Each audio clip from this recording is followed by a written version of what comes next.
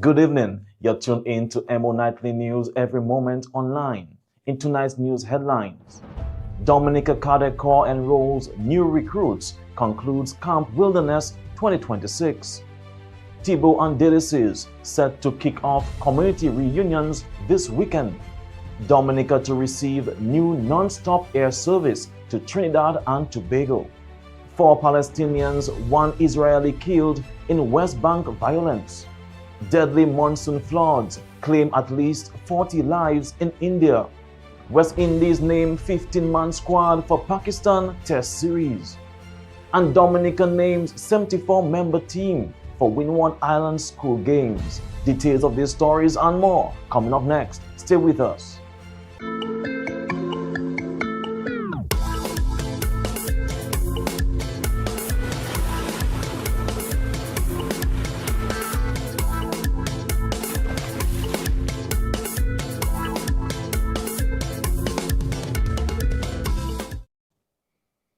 Welcome back, everyone. I'm your presenter, Rick Francis, and this is a news broadcast for the 24th of July, 2026. In local news this evening, the Dominica Cadet Corps officially enrolled a new batch of recruits and brought Camp Wilderness 2026 to a close during a ceremony held on Thursday at the Isaiah Thomas Secondary School. The ceremony began with an impressive drill display as recruits and cadets demonstrated the skills, discipline, and teamwork they developed during the 2-week training camp. Over the course of the camp, approximately 90 recruits and cadets completed Star 1 and Star 2 training, band instruction, and leadership sessions under the command of Captain Dr. Diane Edwards and the camp staff. Addressing the ceremony, Colonel Joseph Russell Raymond commended the participants for the dedication and encourage them to continue living by the values of the Cadet Corps. We have a number of recruits who have been with us for a number of weeks and for some a number of months.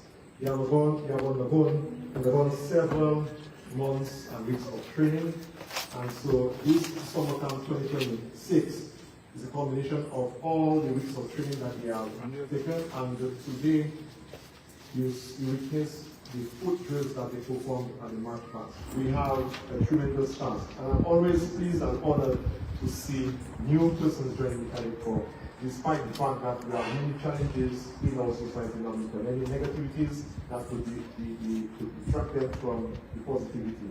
And the parents over there, I am thankful for allowing your children to be part of the Dominica Cadet Corps.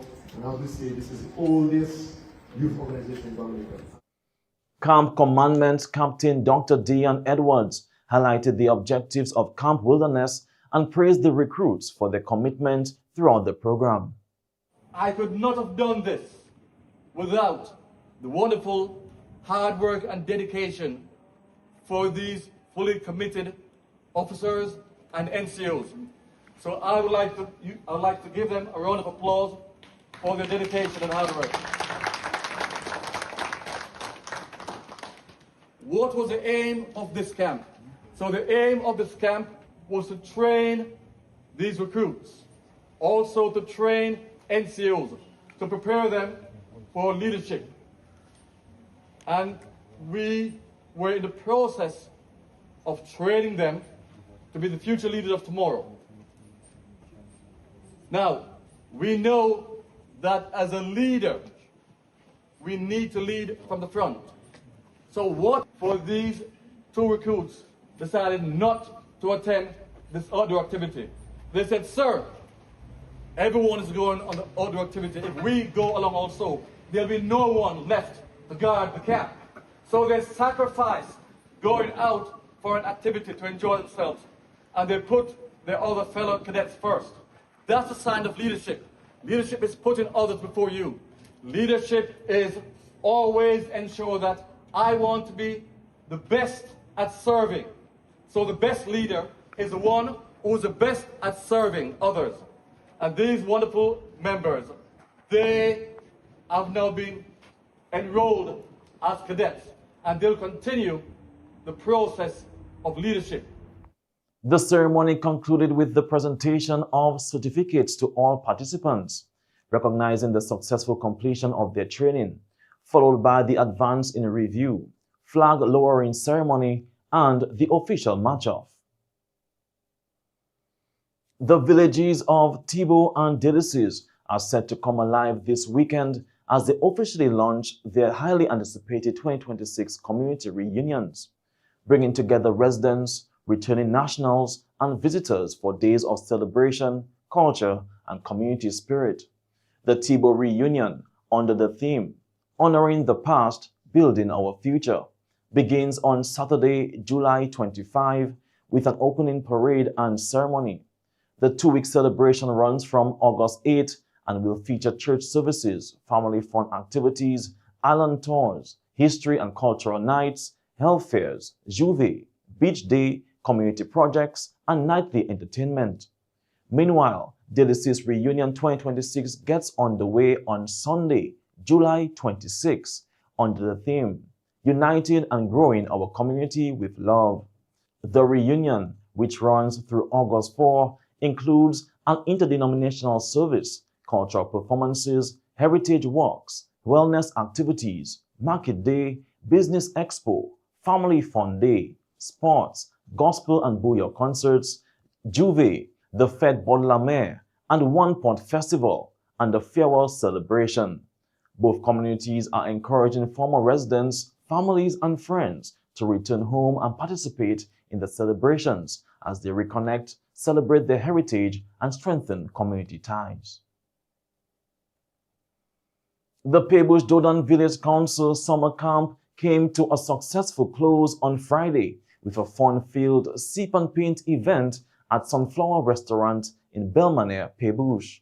Over the two-week program, campers participated in a variety of educational and hands-on activities, including coconut broom making, coconut tablet making, pastry making, tie-dye painting, financial literacy, and learning about the history and important landmarks within their community.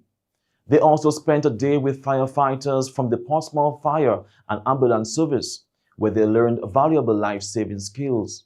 Chairperson Emmeline Anselm described the camp as a tremendous success, noting that it was the first major initiative undertaken by the Village Council since being sworn into office in June 2026. The grand finale, the two-week camp of the Pebush Dodan Village Council concluded, and it was great. It was tiring and a lot of work, but we managed to get by, and today we had our final event, which is a sip and paint event, as well as a little mini party for the students, and they really enjoyed the camp. I'm so happy that we came up with this initiative. As you know, the newly elected council was sworn in June, and this is one of our first successful activities, and we are so happy that we could have done that for the Pebush Dodan students. So thank you so much to all the volunteers, thank you so much to all our sponsors, and thank you parents for sending your children to the camp. Until next time, we appreciate all of you. Parents and campers also praised the program, highlighting the practical skills, educational experiences, and friendships gained throughout the 2 weeks. The camp was very good. I had great friends like Adam and Cadet. So I learned that firefighters use a lot of stuff like a necktie that they use on me because my neck was hurting. And we did bracelets. Oh, and we made coconut tablet and other stuff. It was very great, very, very great. It was great. I have so fun.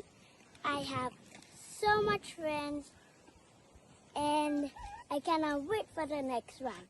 The Village Council says it looks forward to building on the success of this year's camp and expanding opportunities for the youth of Pebush and Dodan in the future. Dominica will receive a major boost in regional air connectivity with the introduction of Contour Airlines' new non-stop service between Dominica and Trinidad and Tobago, beginning October 5, 2026. The twice-weekly service between Douglas Charles Airport and Piarco International Airport forms part of the government's ongoing efforts to improve air access and support the growth of the tourism sector. The Honorable Minister for Tourism, Dennis Charles Pemberton, said the new route will provide faster, more convenient travel while creating new opportunities for tourism, business, and regional connectivity. I am pleased to announce the restoration of direct air service between Dominica and Trinidad, re-establishing an important connection that has been greatly missed by travelers from both destinations and beyond. Beginning October 5, 2026, the new twice-weekly service will make travel between Trinidad and Dominica more convenient for business travelers, families, and visitors, while strengthening the long-standing relationship between our two islands. It also opens the door to renewed tourism, trade, and cultural exchange. The new service will also offer one-stop, same-plane connections from Trinidad to San Juan, Puerto Rico, and St. Thomas, U.S. Virgin Islands, further expanding travel options for passengers. Minister Charles Pemberton added that the route is expected to attract more visitors from Trinidad, particularly nature enthusiasts, divers, hikers, and festival lovers, while restoring seamless regional connections through Piarco International Airport. This direct jet service between Trinidad and Dominica upgrades the visitor experience by offering greater comfort, speed, and reliability. Trinidad is an important market for Dominica's tourism sector, and we are delighted to once again have a direct connection between our destinations. We are particularly excited about the strong appeal this route holds for nature enthusiasts and festival lovers from Trinidad. We share a passion for birding, and Trinidad's world-renowned bird-watching community will find a perfect complement in Dominica's pristine rainforest and unparalleled avian diversity, home to many unique species. Visitors will also discover exceptional hiking through our lush landscape, world-class diving opportunities, and an array of health and wellness experiences, from spa retreats to holistic wellness programs. The service also restores seamless onward connections, making Dominica even more accessible to regional and international travelers. The United Workers' Party, UWP, officially introduced several candidates for the upcoming general election during a press conference held on Thursday. Party leader Dr. Thompson Fontaine reflected on his youth, expressing gratitude for the opportunities provided by previous governments and stressing the need to ensure that today's young people are given similar opportunities to succeed. So that they get their rightful place in this country, that they get the jobs that they are deserving of, that they get the opportunities that we, in our time as youth, got. We owe it to them. I've been very thankful that in my youth we had governments that worked on behalf of the young people. That has long since disappeared under the Dominica Labour Party. We are now faced with a cabal of greedy, selfish politicians who are concerned quite simply about themselves. And that is one of the reasons why I'm very thankful for the team that we are building. You are seeing a team of individuals, ladies and gentlemen, who have not been bought. A team of individuals. The mortgages be paid, that they be given hundreds of thousands of dollars to run for a political party. These are a team of individuals who are making the sacrifices to make things better for the people of the country. Completely in opposition to what we see now existing in the Labour Party. Meanwhile, Ernie Lawrence John Finn, the UWP's candidate for the Castlebruce constituency, outlined his vision for the constituency and highlighted several initiatives he hopes to pursue to improve the lives of residents. We face many issues down there. In the Casper's constituency, we face a lot of issues that deserve urgent attention. The police station, which started many years ago, which has been halted on numerous occasions, whose concrete roof, that decking, has broken on at least 2 occasions. This will be completed. The Catholic Secondary School, the additional classrooms there, which also started many years ago, and which has stopped on numerous occasions, the Catholic Secondary School need their space, and therefore these additional classrooms will become completed. The quarter-mile road approaching the Callis Bridge, it has stopped. For whatever reasons, we do not know. It will be completed. Whenever it rains, the Callis Bridge gets compromised. And the people from Petit Soufrière to Tranto Deeper are cut off. This bridge and the road and whatever affects the river will be worked on and will be completed. The people from Petit Soufrière and Good Hope were promised relocation after the trough in August, I think, 26th of August, I don't remember the date exactly. These people were promised relocation. And I remember hearing one of the ministers or junior ministers saying, this actually, the houses will begin this September, and that was last year, 2025. To this day, not a stone has been placed. These people will be relocating. Sections of the road from Mopo to Petit Soufrière were compromised during Hurricane David. The safety of drivers and pedestrians are at stake. These roads, on these roads, guardrails will be installed. The party's candidate for the Wesley constituency, Jean-Francois, also shared why he accepted the call to represent his community. He acknowledged that the task ahead will not be easy, but said it is time to put the country's priorities into perspective and return to agriculture, emphasizing that Dominica must go back to the soil. And this is why I rise. This is why I rise, not for my sake, but for Dominica's sake. Not for UWP's sake, but for Dominica's sake. And this is why each and every one of us should stand up so we can save this blessed land. And ladies and gentlemen, we know it's not going to be easy. We know that. But if we put things in proper perspective, things will work. And this is why, ladies and gentlemen, as a country of Dominica is a blessed land. Land with plenty, fertile land, soil, and plenty water. And it is a shame that a government can abandon agriculture. It is a shame. Ladies and gentlemen, unless we don't go back to the soil, our country will not go anywhere. We see what passports have done us. The community of Calabishi is in shock and mourning following the tragic drowning of former cricket coach John Fabian, who reportedly lost his life while fishing. Here is PRO Mr. Fixton Henderson of the Dominica Police Force with more information on this story. The Commonwealth of Dominica Police Force is investigating a suspected drowning at sea in Calabishi. On Thursday, the 23rd day of July 2026, about 9:30 p.m., the body of 45-year-old John Fabian of Calabishi was recovered from the sea at T. Baptiste.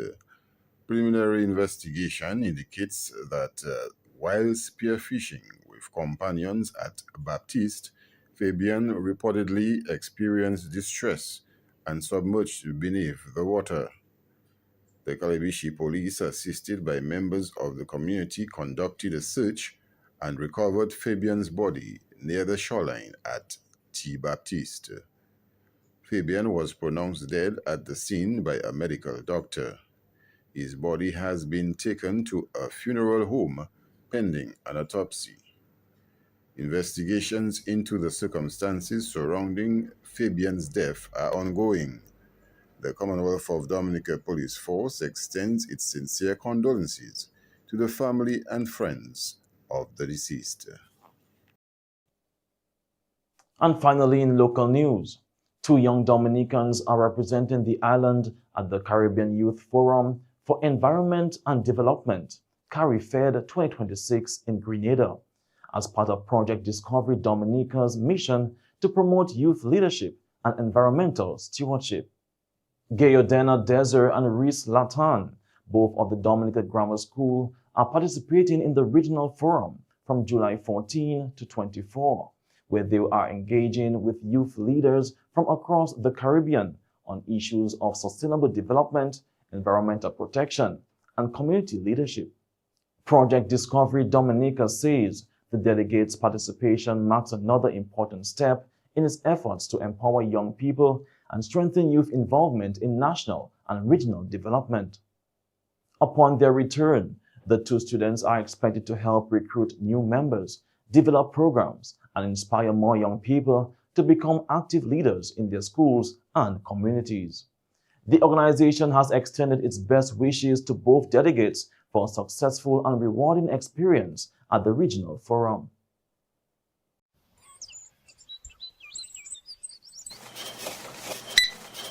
Tico, that's $800. Cash or card? When cash is low, Tico is still ready. Always card, Chalo. Would you like a copy of the receipt?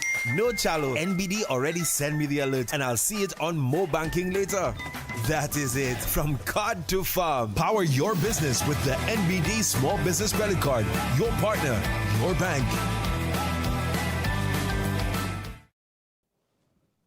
In regional news, the Caribbean Electric Utility Services Corporation, CARILEC, has expressed condolences to the government and people of Guyana following the tragic MV Barima ferry disaster.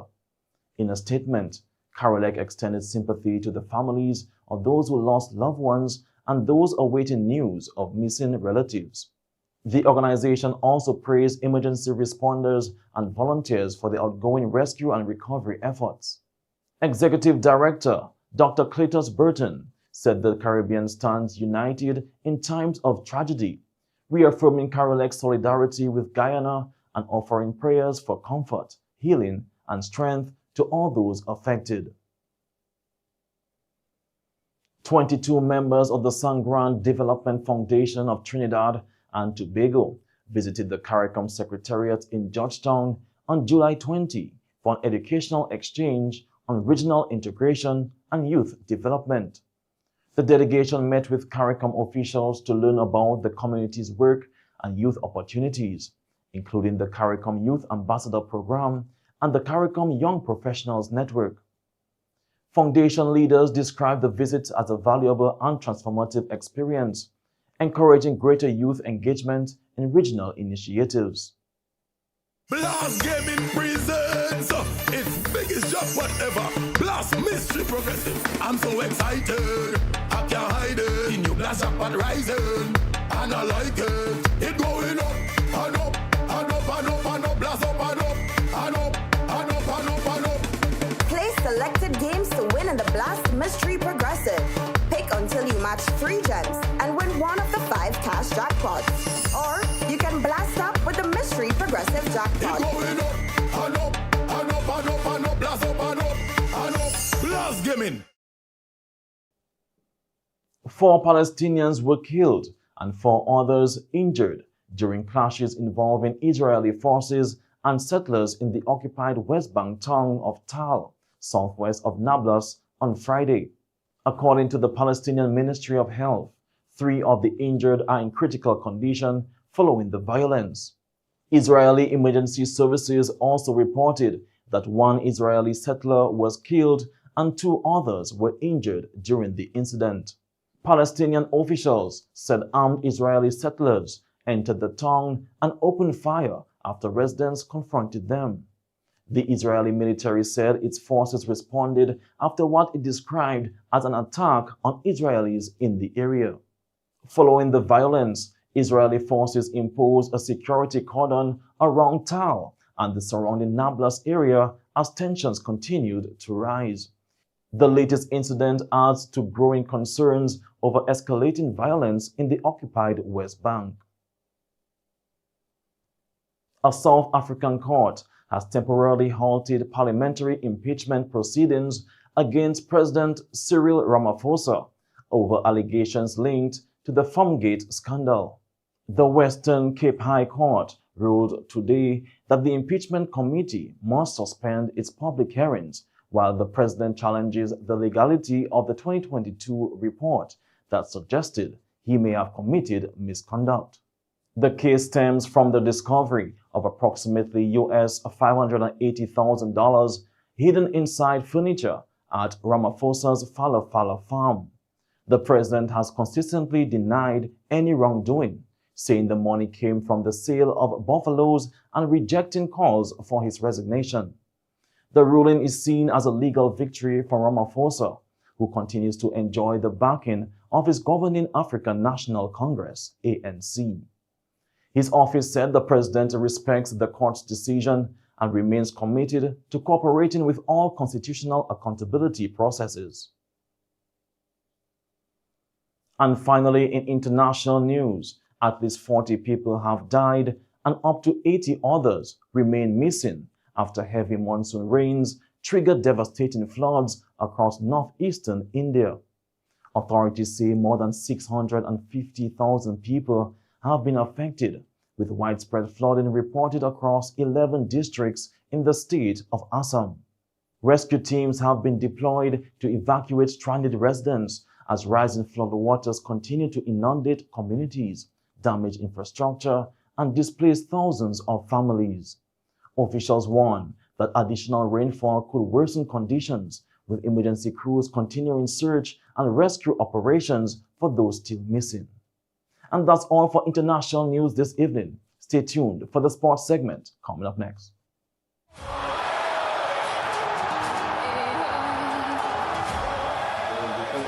Coming up on the outside. Sit down, my girl. Sit down. Pina coming up on the outside. Look it. Oh. No.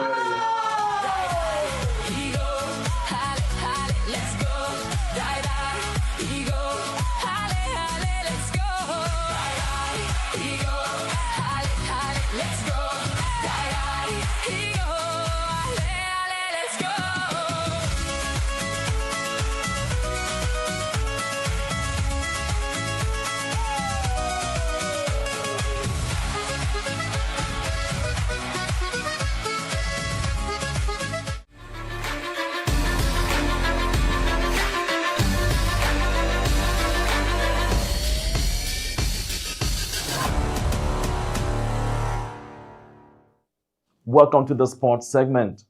East Central FC continued their impressive form in the DFA Division 1 League Tier 1 with a commanding 6-1 victory over All Saints FC. Nathan Newton and Shaquan Gustav each scored twice, while Neilbert Thomas and Randolph Peltier also got on the scoresheet. David Juba netted the lone goal for All Saints FC. Meanwhile, Middleham United FC earned an important 3-1 win over Bafested FC on Wednesday night at the DFA Technical Center. Yadi Reid opened the scoring before Malachi Bonney struck twice to secure all 3 points for Middleham United. Afreni Frederick scored Bafested's only goal of the match.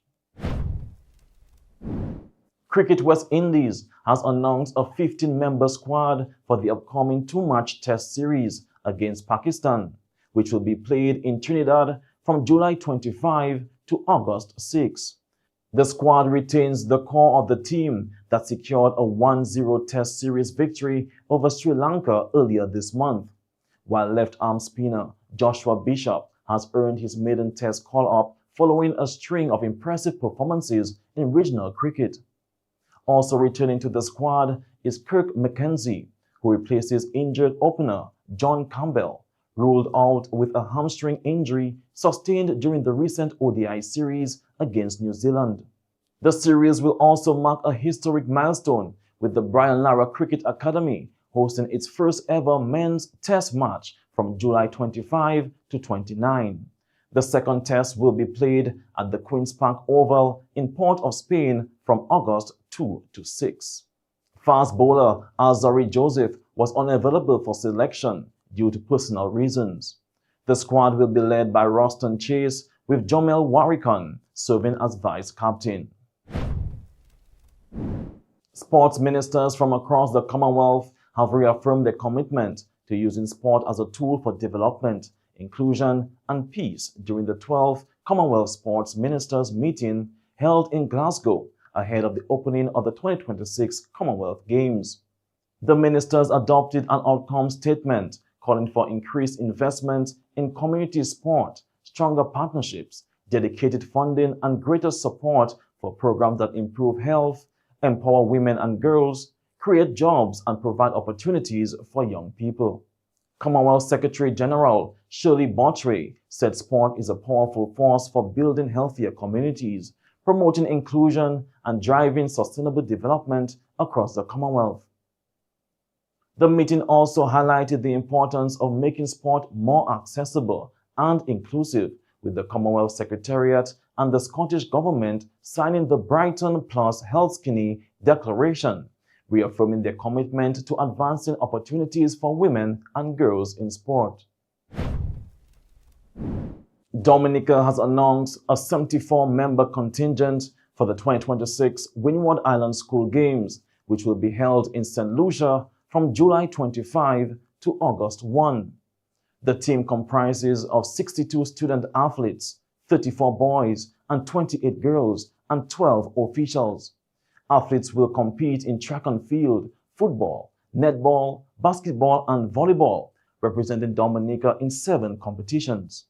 The delegation is led by team manager Yehudi John and includes coaches, a team medic, safeguarding officer, technical director, and media officer. The Ministry of Culture, Youth, Sports and Community Development, through the Sports Division, says participation in the annual games continues to provide young athletes with valuable opportunities for regional competition while promoting discipline, teamwork, sportsmanship, and national pride. Team Dominica departed the island on July 23 and 24, ahead of the opening of the games in St. Lucia. Finally, in sports, the KFC Summits have officially been crowned champions of the 2026 NCCU Dominica Cricket Association Cricket Premier League, following a successful season that saw them finish atop the standings with 36 points, 2 points ahead of the Signman Kainago Blasters. During the prize-giving ceremony, the champions received the coveted championship trophy along with a 4,000 winners check. Opening the ceremony, Idona John Baptist, Public Relations and Communications Specialist, welcomed guests and provided an overview of the 2026 Premier League season. Over the past 2 months, from May to June, cricket fans were treated to exciting competitive matches played at the Botanic Gardens in Roseau, the Geneva Playing Field in Granby, and the Benjamin's Park at Portsmouth. The league brought together 6 outstanding teams, each displaying remarkable talent, teamwork, dedication, and sportsmanship. They are KFC Summit Sports Club, Convenience Plus Maho, Najiko Northern Stars Sports Club, Grant Bay Cooperative Credit Union, Colts, Tremors, the Signman, Kalinago Blasters. However, today we are here to officially announce the overall winner of the tournament. Vice President of the Dominica Cricket Association, Liam Sebastian, thanked the National Cooperative Credit Union, NCCU, for its continued sponsorship and support of the league. To recognize the efforts of not only the championship team, but from the DCA, we are certainly happy with the sponsorship first of the NCCU, and I would like you to convey that to the rest of your members of your board, that we are really happy because we know and we understand in the challenging financial climate that sometimes you have questions that are being asked. We understand we had our challenges that we had to ride over, but in the end we believe that we can say that we held a successful league under the stewardship of the DCA, supported and backed by the NCCU, who have been doing so for a number of years. And I know it's to celebrate summits, but I would just like to just ask the NCCU, just keep us in mind as we go along. We love the sponsorship that you guys are giving. It really helps us, and so it's an official plea, to considering us for not only next year but the years to come. I think I can put it on behalf of the board in that. But on the cricket side of things, again, to Benno, Nestor and his group, the Summits team.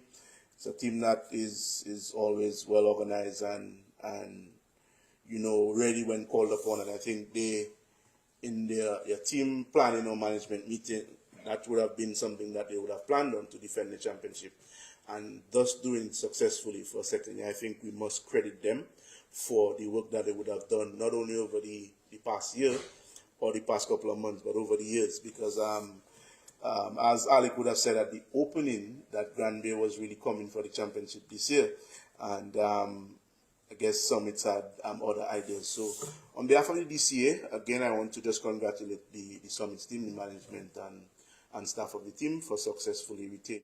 Second Vice President of the National Cooperative Credit Union, Marjorie C. Roberts, reaffirmed the institution's commitment to the development of cricket and youth through its partnership with the Dominica Cricket Association.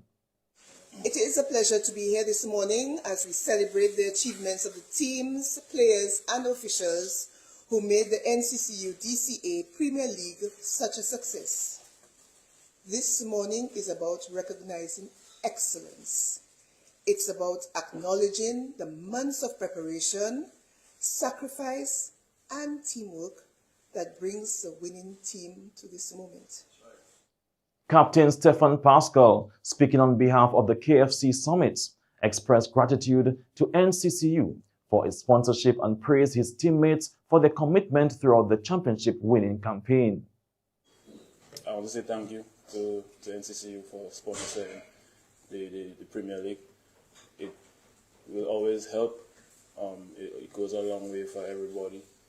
And also, even now that the team is, the national senior team is going out, and it's a new format where we play red ball cricket in a first match and then we go to the white ball cricket. So that helps with preparation. And I just want to thank you guys for your continued support on sponsorship, and I hope that you never stop. And that's all for the sports segment this evening. Stay tuned for the weather report.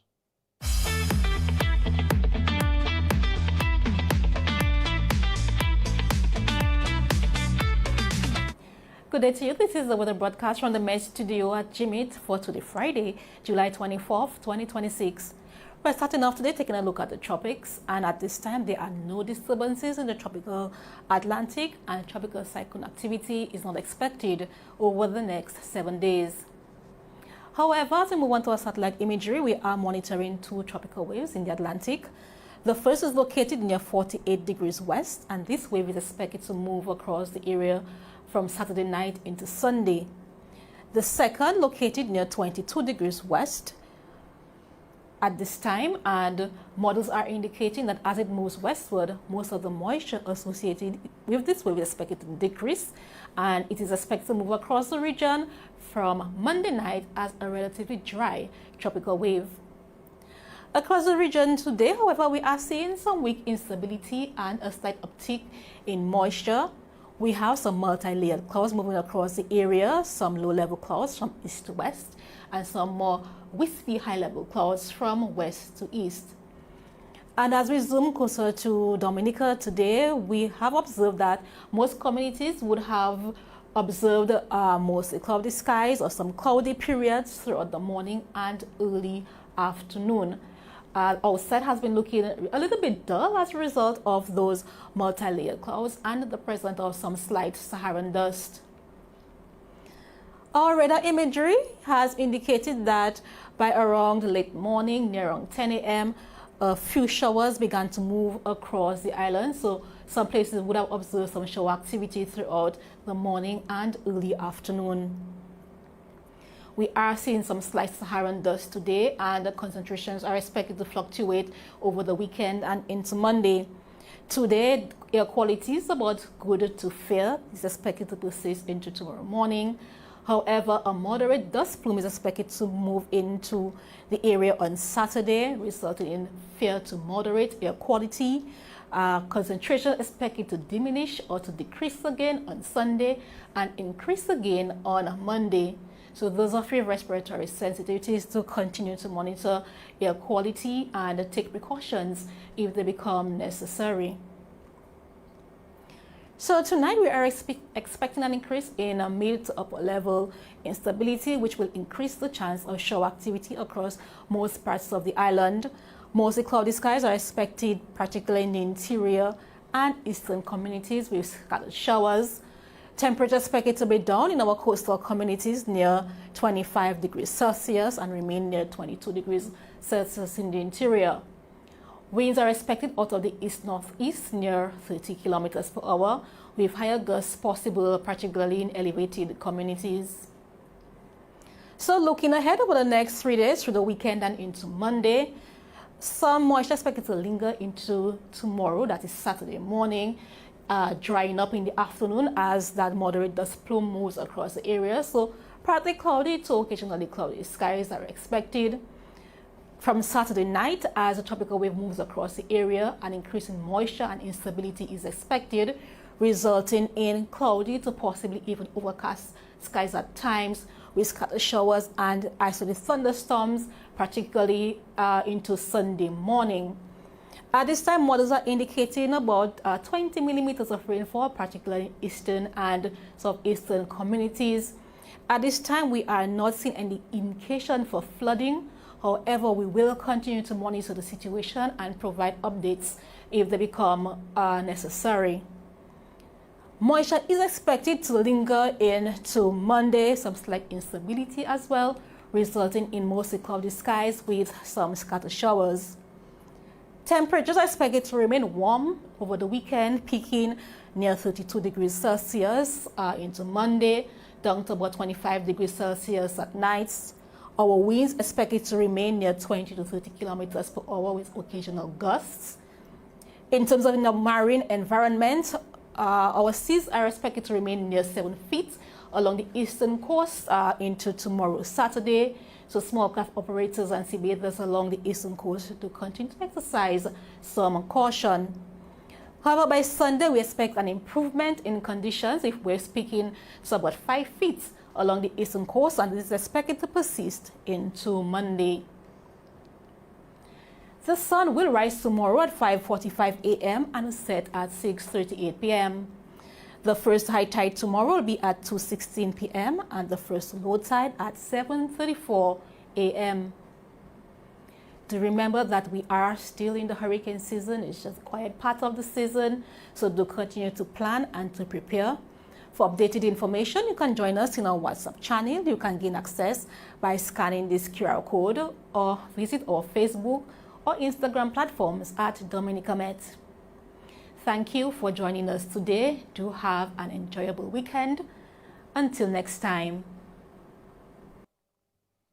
And this concludes tonight's news broadcast for the 24th of July 2026. I'm your presenter, Rick Francis, and on behalf of the entire newscast, we say thank you for viewing. This is EmoNightly News, every moment online. Have a good weekend.